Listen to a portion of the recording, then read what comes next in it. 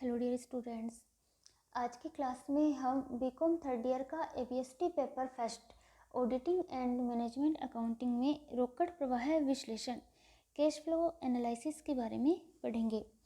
रोकड़ प्रवाह विवरण किसी व्यावसायिक संस्था के लेखांकन अवधि में रोकड़ के विभिन्न स्रोतों व रोकड़ के विभिन्न उपयोगों को प्रदर्शित करता है।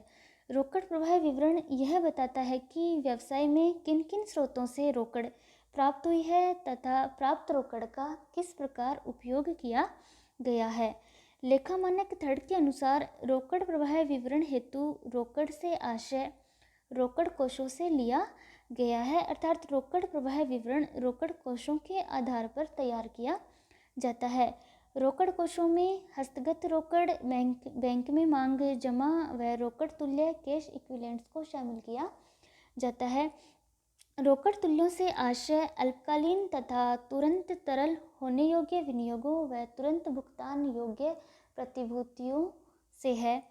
भारत के institute of cost and works accountants ने रोकड़ प्रवाह विवरण को परिभाषित करते हुए कहा है कि रोकड़ प्रवाह विवरण किसी दी हुई अवधि में रोकड़ आवश्यकताओं के निर्धारण एवं उनकी पर्याप्त व्यवस्था करने के उद्देश्य से विभिन्न शीर्षकों के अंतर्गत रोकड़ के साधनों एवं उनके उपयोगों से बनाया गया रोकड़ के प्रवाह का विवरण है। रोकड़ के साधन या जो रोकड़ के मुख्य स्रोत है वो इस प्रकार है। संचालन से रोकड़, स्थायी संपत्तियों का विक्रय, विनियोगों का विक्रय, अंशों एवं ऋण पत्रों का निर्गमन, अनुदान, आयकर, वापसी। तो ये कुछ व्यवहार ऐसे हैं जिनसे रोकड़ में वृद्धि होती है। रोकड़ के उपयोग है वो इस प्रकार है। संचालन से हानि, संपत्तियों एवं विनियोगों का क्रय, शोध्य अधिमान अंशों एवं ऋण पत्रों का शोधन, ऋणों का भुगतान, लाभांश का भुगतान, आयकर का भुगतान आदि। ये सब ट्रांजैक्शंस ऐसे हैं जिनसे रोकड़ में कमी होती है। और कुछ व्यवहार या लेन देन ऐसे होते हैं जो रोकड़ प्रवाह विवरण को प्रभावित नहीं करते।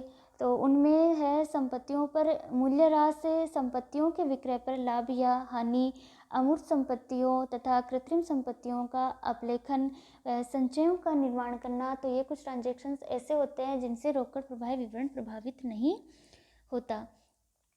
अब हम रोकड़ प्रवाह का वर्गीकरण, क्लासिफिकेशन ऑफ कैश फ्लोज के बारे में पढ़ेंगे।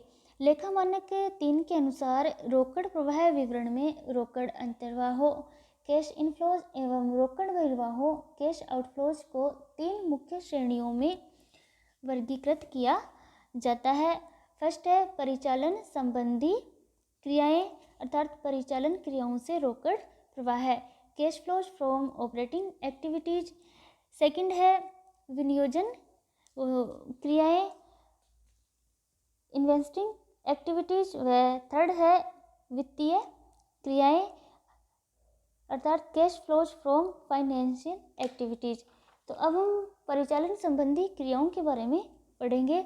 परिचालन क्रियाओं से आशय उन क्रियाओं से है जो किसी उपक्रम की आगम या आय उत्पन्न करने वाली मुख्य क्रियाएं होती है।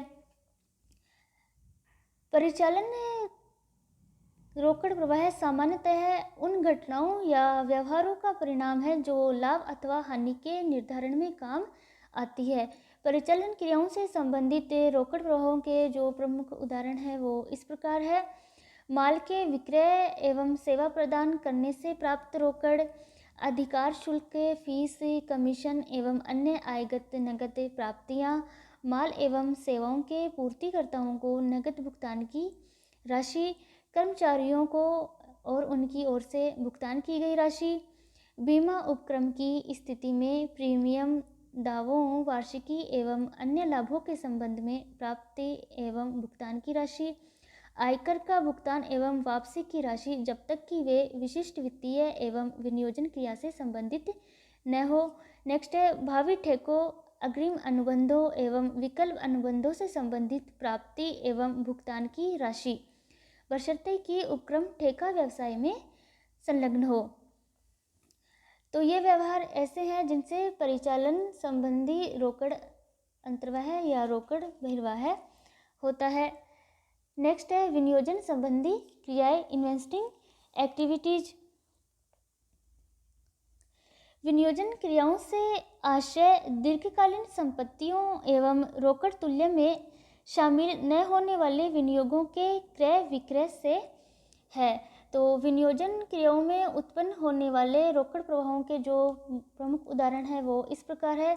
स्थायी संपत्तियों जिसमें अदृश्य संपत्तियां भी शामिल है। तो स्थायी व अदृश्य संपत्तियों को प्राप्त करने पर नकद भुगतान, इनमें शोध एवं विकास पर पूंजीगत व्यय एवं स्वयं द्वारा निर्मित स्थायी संपत्तियों पर किए गए भुगतान भी सम्मिलित है।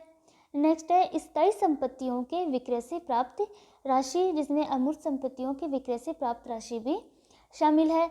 अन्य कंपनियों के अंशों, अधिपत्रों या ऋणपत्रों के क्रय एवं संयुक्त साहस में हित के लिए रोकड़ का भुगतान।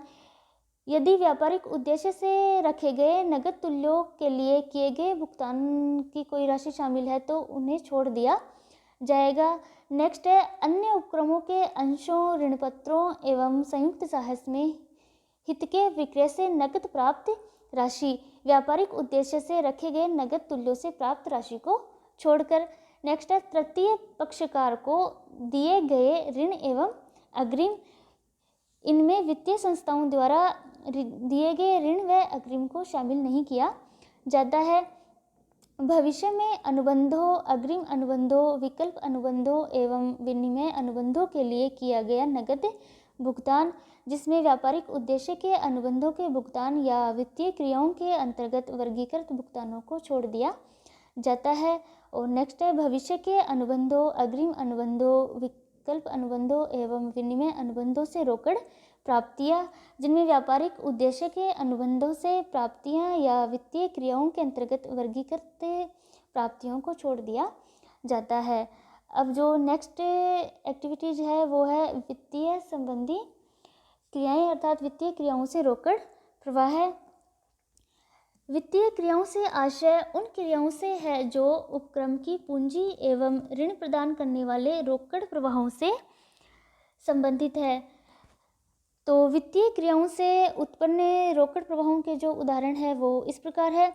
अंशों एवं इसी प्रकार की अन्य प्रतिभूतियों के निर्गमन से प्राप्त राशि, ऋणपत्र, बॉन्ड से, नोट से ऋण एवं अन्य अल्प या दीर्घकालीन ऋणों से प्राप्त नकद राशि, उधार ली गई राशियों का नकद में पुनर्भुगतान, ब्याज व लाभांश का भुगतान तथा बैंक अधिविकर्ष व नकद साख में परिवर्तन। तो ये सब वित्तीय क्रियाओं संबंधी एक्टिविटीज है।